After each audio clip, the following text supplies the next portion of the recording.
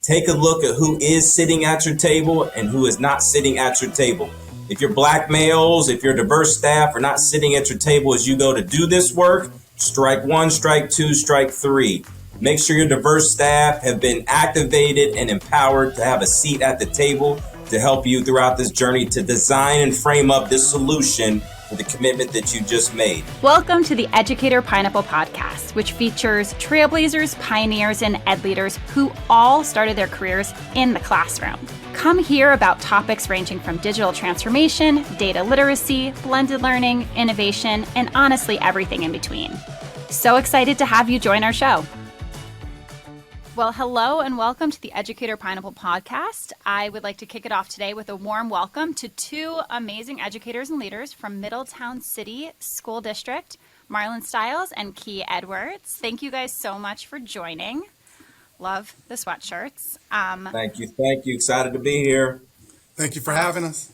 Of course. So I'm going to give the listeners just a little bit of your background. So I know this gets a little awkward, so apologize. Marlon Stiles is currently the superintendent at Middletown City School District. During his 20-year career, he has served as a teacher, principal, and executive director of curriculum and instruction. In 2017, Mr. Stiles received the Center for Digital Education Top 30 Digital Trailblazers Award. Under his leadership, Middletown Schools earned the 2019 ISTE Distinguished District Award for ensuring equitable, accessible, and appropriate technology use for all students. So congratulations there.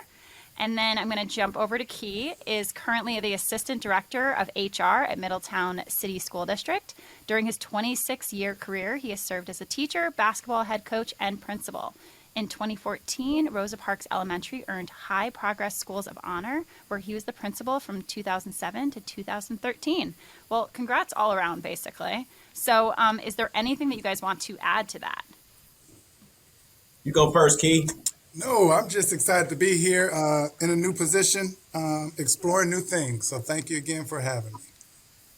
Same here. Excited to explore new things. We'll talk about Admiral Squad today, I believe, and just honored to be in the space. Thanks for joining us, everybody. Awesome. So as you know, everybody who joins me on the Educator Pineapple Podcast started in the classroom. So first big question, what did you teach? And if you've taught multiple things, you can kind of like do the rattle off. But Key, what did you teach and where? I started off as a second grade teacher at Taft Elementary, a neighborhood school that I attended as a young child growing up here in Middletown. Second grade is the very best grade, and I absolutely love those 6 to 7 years I had teaching second grade. That makes me feel excited because I have a first grader who's going to turn into a second grader. So that just means there's some good stuff ahead. How about you, Marlon? I taught middle school math, 7th and 8th grade math, phenomenal time teaching. I too taught at a place where I grew up, Pleasant Run Middle School. I will say elementary is not the best place to be. It's always a middle school. Middle school is where it's at.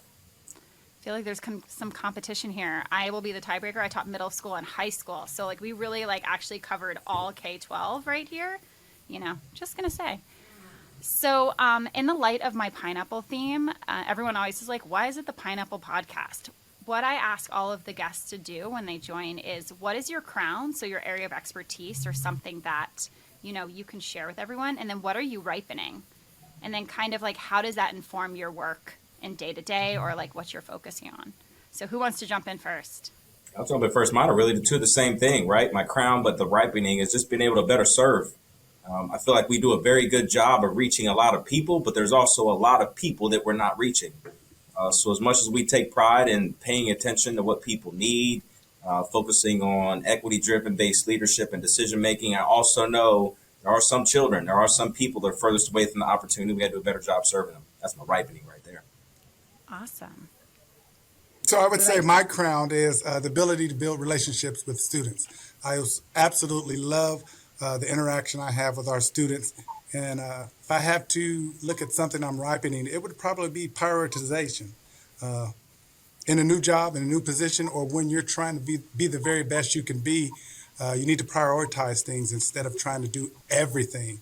And so I'm still a work in progress with trying to prioritize what the most important things are. I think we all struggle with that a little bit. Prioritization and balance, right? Absolutely. So obviously we're going to be chatting about the Admiral Squad, and I was super lucky to get to hear you guys speak I can't believe that was just last week, by the way, last week in Los Angeles, and actually hear about the work you've been doing with Digital Promise at the League of Innovative Schools. But first, to kick it off, like, what is the Admiral Squad? And I'm going to say, where did the idea come from, and who is Terrence? So the Admiral Squad, the why. What if we start with kind of the why the Admiral Squad? You'll hear Key and I talk a lot about today, and I'm so glad that the Educator Pineapple podcast has the courage to dig into the real topics.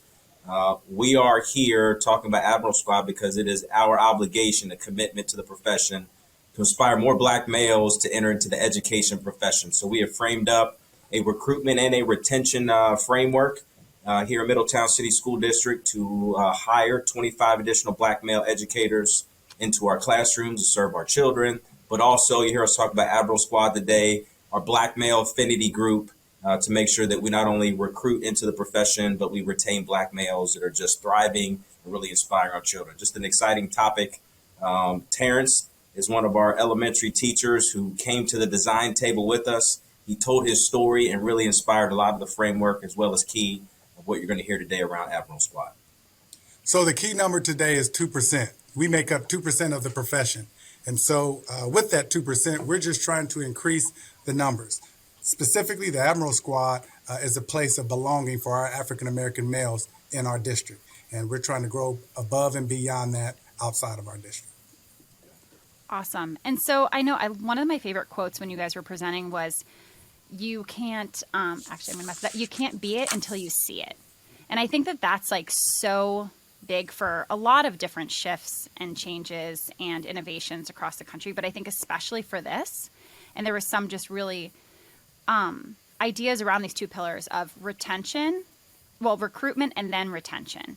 So kind of I'd like to talk about both of those sides, because I do think that they need to be working independently, but also be working together, right? So let's talk about like recruitment first. How did you start with recruitment? What were some of the partners? Like, how did you even know where to start? Yeah. You want to take that one? Well, I'll start with the you can't be it until you see it. As we said, 2% is the number of the day. So far too many times our African-American males go K through 12 and never have the experience of having an African-American male teacher. So for them, the message that's sent to them is that this is not a place for you. And so that's why there's such a shortage in the education fields, is because they don't see themselves in this position. So that's why we have started the Admiral Squad, to kind of change that demographic and change that outlook that our students have. Yeah, Keys brings us some great points, and our partners have really helped us get to the finish line as far as this prototype that we have right now, Admiral Squad. We partner with a BIPOC organization called He Is Me. Robert Hendricks has been a phenomenal support in this journey, not only to help design and frame the Admiral Squad up, but to provide some programming for our youth to get some of our Black males involved. We're actually leveraging his I Am King program right now in our 6th grade center, so great partnership with He Is Me. We've also partnered with a regional higher education institution, Miami University, as we are working with them to target their freshman Black males who are undecided. Our admirals will be interacting with those students at the higher ed institution to encourage them to participate in the I Am King program, with the hope of ultimately inspiring them to get into the preparation programs to pursue licensure. So partners have been the secret sauce of really making this recruitment side of this really come to light as far as the Admiral Squad is concerned. So to piggyback off of that, go for it. I'm sorry. So to piggyback off of that, the Admiral Squad is a place to belong. And so in that place to belong, there's support, there's room for growth, and there's opportunity to grow. And so when you think of recruitment, you get them in, we have them, and retention, how do we keep them? We provide them with opportunities to grow, and we encourage them to pursue opportunities in the fields of education, because many of our admirals are support staff or hold other positions that not necessarily are teaching positions. But in this group, you have role models, and you can hear different stories and how people have moved from one place to another to eventually become a teacher. So it's an area of support. So you perfectly transitioned me, by the way, Key. So thank you. I think that was the thing that I was hearing, was that it's not just recruitment and recruiting at one stage, but really thinking through the whole pipeline.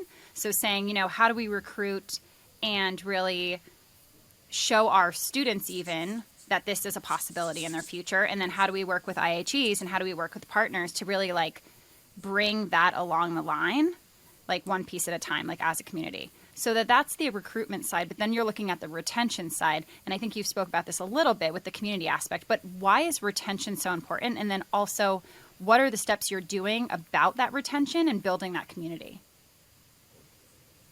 Want to go ahead, Paul? Sure. So retention is key. It's easy to frame up a slow rolling, grow your own program around diversifying staff. We wanted to make sure that we got the diverse staff in place, they stayed in the profession. If you follow the additional statistics of that 2%, do some research around how many Black males actually stay in the profession and some research around why they leave.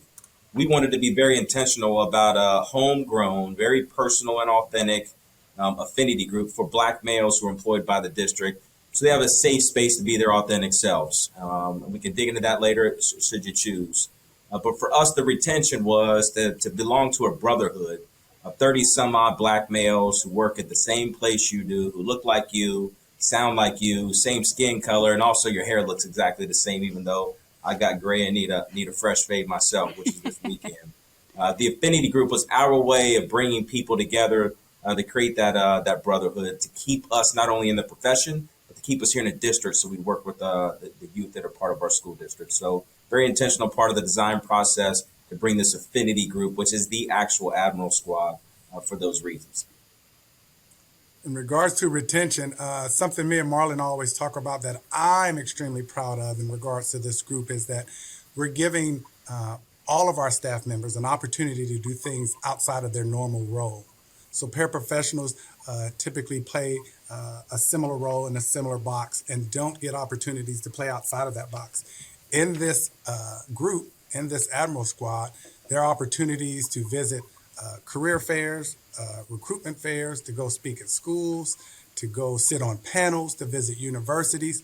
And so given those opportunities outside your normal job routine serves as a sense of inspiration for many of our Admirals. And we're real proud that we're able to give them those opportunities so that they can stay in the profession.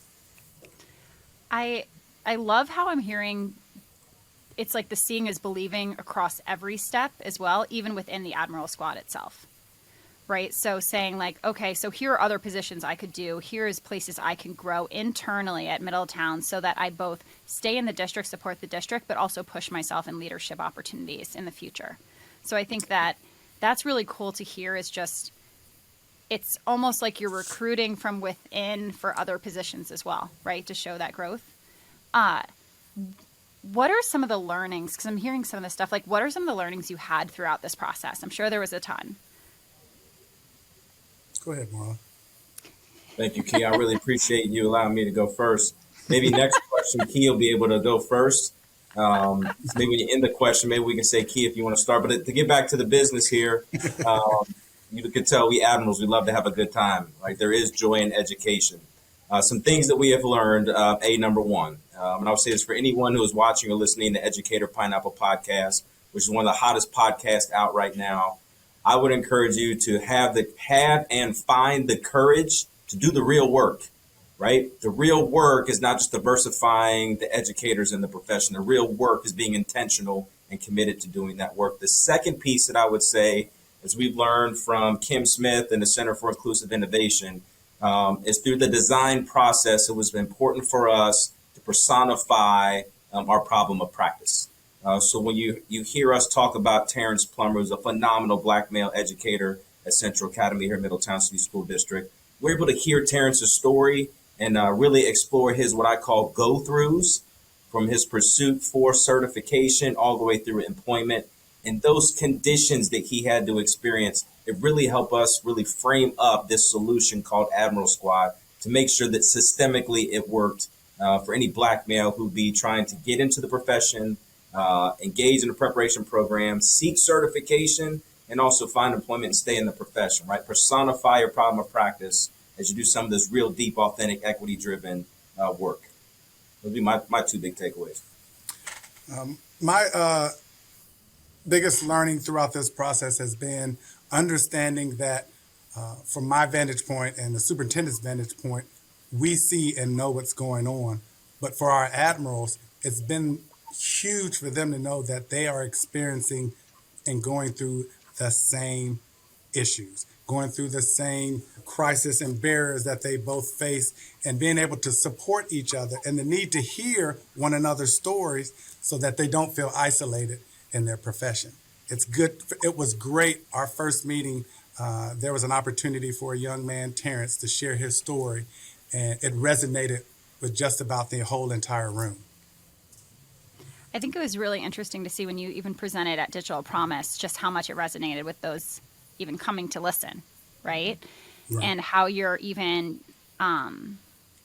moving past the like we're on an island and we're just doing this independently, but that a lot of people are dealing with similar challenges, so similar feelings, and how can we actually build that community and camaraderie across so that we can build this together.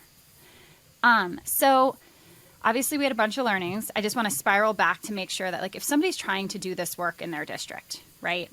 You have to think through like what is your problem of practice?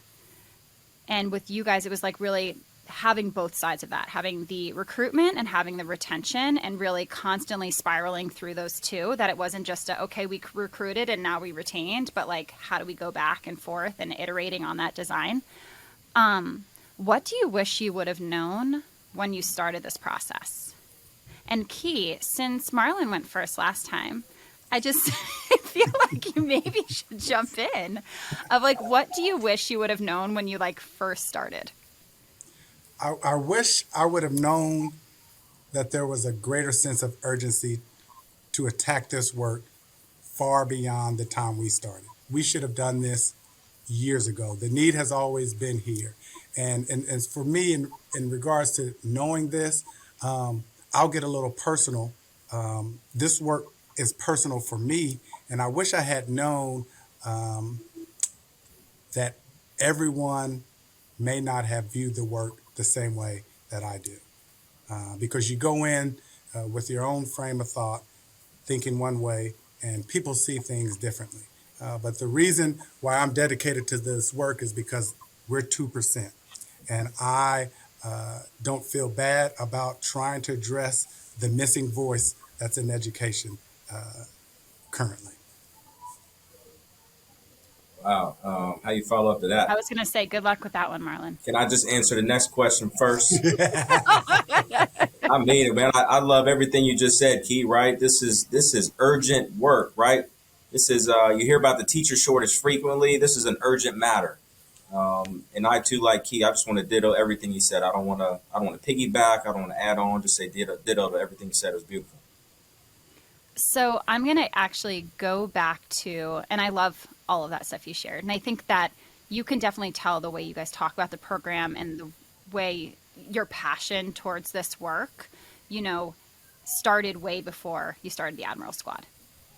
So were there ways that you started trying to support this issue? And I know I didn't put this on your questions beforehand, but Marlon's going to have to answer it first, Kay. So were there ways that you tried to start this work before the Admiral Squad?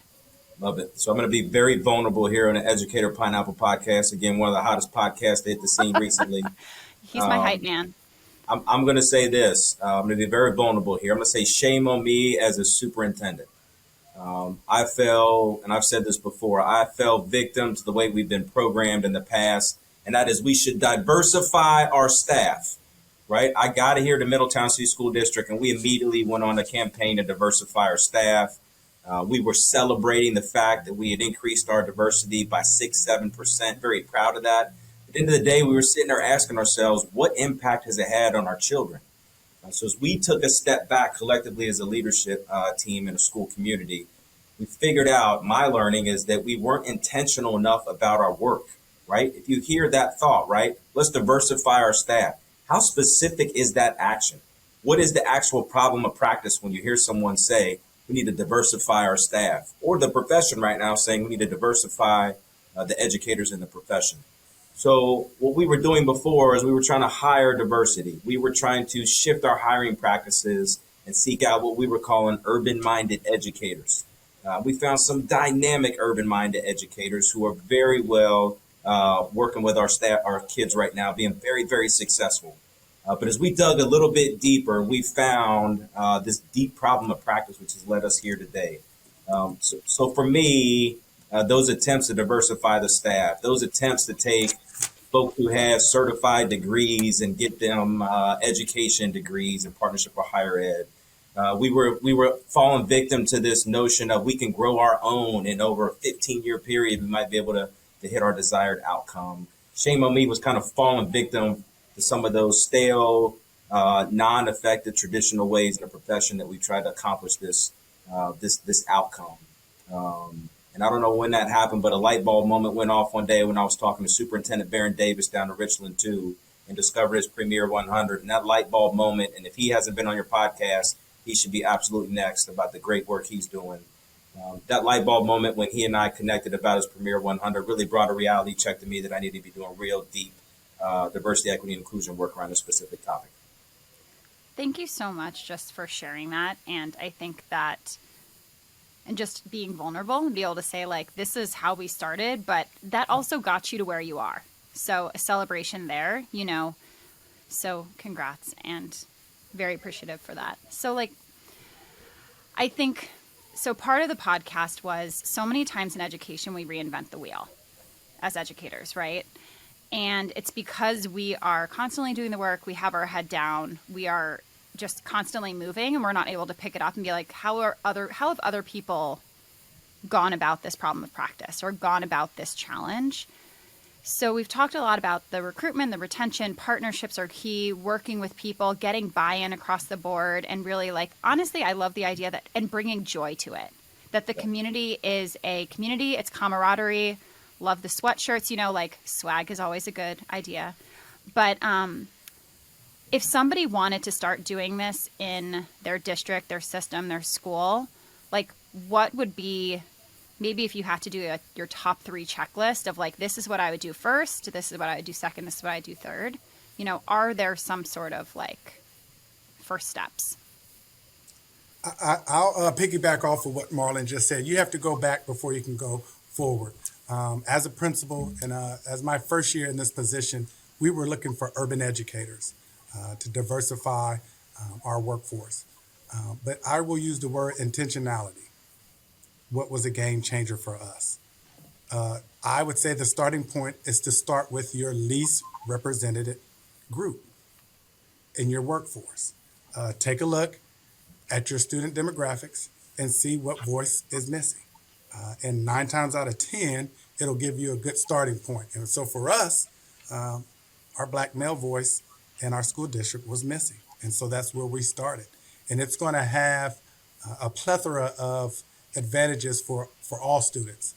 More specifically, our African American males to have the opportunity to have role models that they have never had before. Our Admiral squad will be not only role models for the entire district collectively, as we pool our resources and our numbers to go visit different schools in different places, but specifically for our African American males who now can look at one of the admirals and say, I could be a teacher, I could be a PE teacher, a counselor, an assistant principal. It gives them an opportunity to see their future in a way that they had never seen it in years prior. 3, so let's spread through these, right? Number 1, commitments over goals. Easy to have the goal to diversify your staff. Much deeper, passionate, driven work if you make the commitment to hire 25 Black male certified educators over the next 5 hiring seasons. Make the commitment to the journey you're about to take. Number 2, have the courage to say it loud and proud, right? No different than if we're saying we got this big commitment to a math initiative. We've got this giant commitment, big heart, passionate commitment to bring in 25 Black male educators. Sing it to your school community, the courageous work that you are doing. Be proud of why you're doing the work and what it's going to do for the children that you're serving. Number 3, what I'll add is probably the most important piece for me. Take a look at who is sitting at your table and who is not sitting at your table. If your Black males, if your diverse staff are not sitting at your table as you go to do this work, Strike one, strike two, strike three. Make sure your diverse staff have been activated and empowered to have a seat at the table to help you throughout this journey to design and frame up this solution for the commitment that you just made. The empowerment itself, once you get into implementation, is where the magic really starts to happen, right? So be very intentional about those three things. You'll be off to success. Have the courage to do it. I'm like, now I don't know how to follow that. But Amen. I mean, honestly, I just want to also say that one of the crowns I've noticed from both of you guys, one of your crowns that weren't mentioned, was your energy, your passion, and just the like magnetism you bring to this, that you have been able to stand up and say, like, this is what we're doing and this is why we're doing it. And that's a crown in and of itself, to just really like bring people together and bring them together authentically, meaningfully, and really to think it through. It seems like a lot of Lee's, but like authentically, meaningfully, and like strategically too, and saying like, how are we going to do this? Not just for now, but in the future. So really thinking long-term shifts as well. So kudos. Just hearing you guys speak, really, I think that's definitely one of your guys' crowns as well. That's a cool part. It's also a crown of the Admiral squad in general, right? So if you don't mind me taking just a quick segment to talk about a crown of the Admiral squad and somebody specific. Recently, the Admiral squad, about 15, 20 of us, we traveled across the district to 4 different buildings. We were at Highview 6th grade center one day. In a matter of an hour and a half, we hit every single classroom. We showed love to every single student in the entire building. The Admiral squad had an impact that day. Here's the story. We were in a classroom one day. Admirals were packed in there in our purple shirts. 2 black male 6th grade students were sitting next to each other. And they said, Mr. Stiles, I want to be a physical education teacher one day when I grow up. Don't you know, Educator Pineapple podcast listeners, we put over George Kennerly, black male, elementary physical education teacher with his purple Admiral squad hoodie over. He spent about 10 minutes with those 2 young men and poured his heart and soul into them. Here's the coolest moment when you talk about the crown. George Kennerly, Admiral squad member, walked away. We had backed away from the table to give them their 3-person moment. When he walked away back to the 2 young men, they looked at each other, and one young man looked at the other. I swear this happened. We caught the moment. The one young man looked at his friend. He said, that's going to be us one day. We're going to be just like him. The impact of the Admiral squad is real. So earlier before you heard Keith talk about it, if you can't see yourself in it, you can't be it. Representation matters. So one of the crowns of the Admiral squad, representation, is one of the most powerful pieces that we bring to the table. Great story, great moment, right? A joyful moment in education, seeing that happen. I'm like speechless. That's just, I mean, I would have it would have gotten a little bit dusty, and I would have definitely but that's just incredible. And what's funny is I was about to say, like, what is one story you have with the Admiral squad that just like is that bucket filler when you're doing this work? And sometimes, you know, like there's those moments where you're like, okay, this is really hard. And, you know, Key, you were saying for your ripening, you know, balance and like figuring out how to do everything. But I know that's your, do you have any other stories you want to share about those moments? Because I think that's where you really, the listeners really feel it and say, okay, this is not only urgent, but it needs to happen. I have a story to share. Far too many times when you see an African-American male in a building, he's put in one little box. So we're out that day when we traveled to 12 schools. In one of the classrooms we walked into, everyone said, we were in the cafeteria, so it was a larger group. You guys all coaches? Are all you guys coaches? What do you guys coach? And I looked around, and out of the 12, we didn't have not one coach with us. And I said, actually, no. I said, none of us are coaches. I said, he's a 2nd grade teacher. He's a PE teacher. He's a school counselor. He's an assistant principal. And the disbelief on the faces of the students, for me, that's what this work is. It's about changing the narrative about who we are. We are more than disciplinarians. We are more than coaches. We can be experts in education, and we can be the teachers that these students relate to on an everyday basis. So for me, walking away that day was gratifying because not only did it change the thinking of our African-American male students, it changed that table, who happened to be 4 or 5 Caucasian young ladies who thought we were just all coaches. So I absolutely love that. I think it's just changing the narrative in general. And, Yep. Yep. Sure is. so I'll is give you there another. an, oh, go for it. Yeah, I got a cool story. You cool if Yeah, I share a story? I didn't know if I had absolutely. to go first on the next question. I don't know if you would keep. No Yeah. worries. Real quick. I know we're pressing for time, but quick story. I talked about tables before. When someone has a seat at the table and they find themselves at the table, it's a magical moment. Quick story, right? So if you check out this QR code right behind me, I don't know if it'll work on your phone here. If not, we can throw it in the podcast for you. If you look at the admirals in that video, that Admiral Squad commercial, you will see exactly what I mean by if you invite someone to your table and you activate them at your table and they find their unapologetic selves, the magical moments to come to life, especially when it comes to serving kids. So if you check that video out, you'll see exactly what I mean by my example of a moment.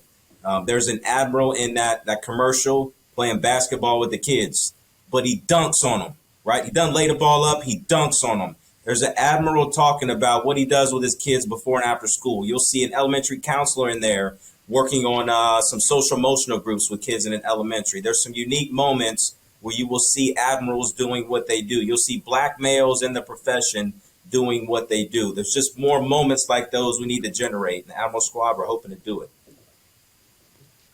I love all of this. I think that, so this is the part of this podcast where I say, like we said, we don't want to reinvent the wheel. Sharing means caring. How do we help others see it and start the work? And so I'll definitely make sure to attach a link to the video and to the slides that you shared, Marlon, to help others really see how to start this work. Is there anything else that you'd like to share? Things to read, like stuff that's inspired you? Yeah. I'd like to share. I know right now, as you look and you review our video, you look at our pictures, if you follow us on Twitter, the Admiral Squad, you will see a lot of benefit that Middletown City Schools is taking advantage of in regards to the Admiral Squad. But in regards to another district trying to duplicate this work, I cannot go without saying our primary goal when we first attacked this problem, this issue, was to bring more African American males to the profession. It wasn't to Middletown. This was far before we developed the 25, particularly for Middletown. Our goal, as we tried to frame up this initial work before we involved the teacher and the counselor, our goal was to bring more males to the profession, whether it meant Southwest Ohio, whether it meant Butler County that we teach in. I think that is important in regards to having a better reach in regards to framing something with a solid foundation. It can't be so personal and specific to your school district. It has to have an overarching goal for the profession. And that's where we started. We wanted to bring more males into the district. So when we started going out to the colleges and university, we offered our services as two African American males in the positions that we're in to help inspire others. It wasn't per se to have them come back to Middletown. It was to bring them into the profession. Yep. So two things. Number one, there's a call to action. I don't know if the Educator Pineapple Podcast is the moment to do it, but I'm going to do it anyway. There's a call to action to our higher education institutions to reimagine their teacher preparation programs that historically been in place for Lord knows how long, and it really caused barriers for black males to be able to acquire certification within their preparation programs. Let me give myself virtual snaps on that, even though I just said it. It's got to change. There's so many circumstances that we have heard just talking here regionally to where I've gotten to the point where I get to the test and I can't access the certification because of the test. So if we can do anything today, a call to action, a higher ed, reimagine your preparation programs, call to certifications across states to make sure that they are equitable and accessible culturally for all test takers. Number two, and I'll close with this, if you don't mind, to any Educator Pineapple Podcast fan, have the courage, right? This is not easy work. It is meaningful, necessary, urgent work. With any type of meaningful, necessary, urgent work and the commitment that comes with it, you will get pushback, right? I get pushback at home about how I grill chicken breasts. I get pushback about how I don't take the trash out and put the bag in the trash can after I take it. That's pushback, right? No different than when I'm at work. You're going to get pushback when you have a meaningful, necessary, urgent commitment that you're making, such as this. So stand tall, stand proud, and remember why you're doing the work. Yes, you're inspiring more diverse candidates to get into the profession. The ultimate intended outcome is the commitment to make sure representation is there so your children see themselves in different career opportunities as they go through your educational system. Urgent, necessary, passionate driven, commitment related work. Let's make it happen. I mean, you guys just keep leaving me with like trying to follow that. Gems. I think it's, but I think that call to action is so important because a lot of times we're trying to change one part of the system without thinking about all the different dominoes that affect that part. And really trying to make sure that one, we shift together, but we also get all the stakeholders on the same like team, if you will. We're just really trying to think through like what is all of our goals and how do we all kind of hit on the elephant in our same way. You bring up a great point on how much time we have. I feel like we're just sitting in the back patio having a chat right now. But if we're chatting about this topic, you bring a great notion up. That's the beauty of podcast, right? Yeah, it's a chat, right? Where's the fire? Where's the marshmallows? We should just be chatting at the fireside. He has mentioned it several times, and you just hit a great point. What if this wasn't just isolated district work, right? What if we as a profession, either regionally, statewide, here in the Midwest or across the whole nation, what if we did this work together? Imagine how powerful that would be for kids across this country. That's a great takeaway I'll take today from the conversation. Right? How can this become greater than just the Admirals here at Middletown? And then that call to action, the why behind that is we are missing out on some potentially dynamic educators. And we don't have room, and we don't have space to miss out on anything dynamic in education nowadays from an HR perspective with this teacher shortage. He's like, I'm an HR. I need to do this. This has been wonderful. So like the last piece I always ask people to do, and I think we already like jumped in here, but I'm going to make you do it anyway, is so many times we have these awesome conversations and we get really excited and we're like, that was great. And then speaking to what you said, Key, before, it's like, then we just go back to life and we go back to our to-do list and we go back to everything else instead of being like, so what is the one thing I promise that I'm going to do tomorrow, next week, next month to continue this conversation personally? And so I call it a Post-it promise. Every time I do a presentation, I make everyone do a Post-it promise. You put it on your laptop and it's sitting there like taunting you and saying, you promised to yourself you were going to do X, right? And since I just jumped this on you, I'll say my Post-it promise is to share the Admiral Squad with other districts that I've worked with. You know, I think that one of my, maybe part of my crown is like, I love capturing and sharing best practices so that we can scale them and really get it to the people that need them, right? So I just think about a few of the different districts I've worked with in the past and be like, share with them not only the podcast, but really the work you guys are doing so that the conversations can continue and the community can extend. So that's my Post-it promise. Yes. Do we get to share ours? Yep.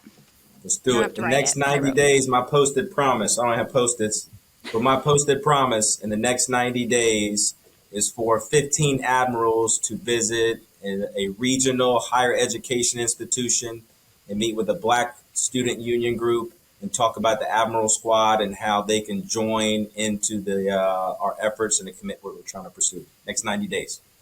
Awesome. My Post-it promise in the next 90 days, I promise to call 5 other HR directors and ask them what if there was an Admiral Squad in your district, and offer my support and Marlon's in creating any kind of framework for any kind of squad they want to put together in their district. Love it, Key. As long as the Educator Pineapple podcast pays for your lunch to do that. I'll send her the tab. No problem. I'll send you an Uber Eats card. Thank you guys so much for joining. I knew this was going to be a lot of fun. It's just important work, but it's also just good to sit down, hear more, and really try to scale this work to anyone who will listen. So thank you guys so much for joining. thank you guys, everyone, for listening on your ride, on your walk, on wherever you're listening. And thank you for your time.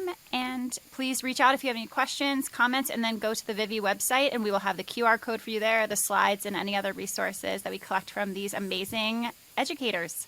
So thanks so much.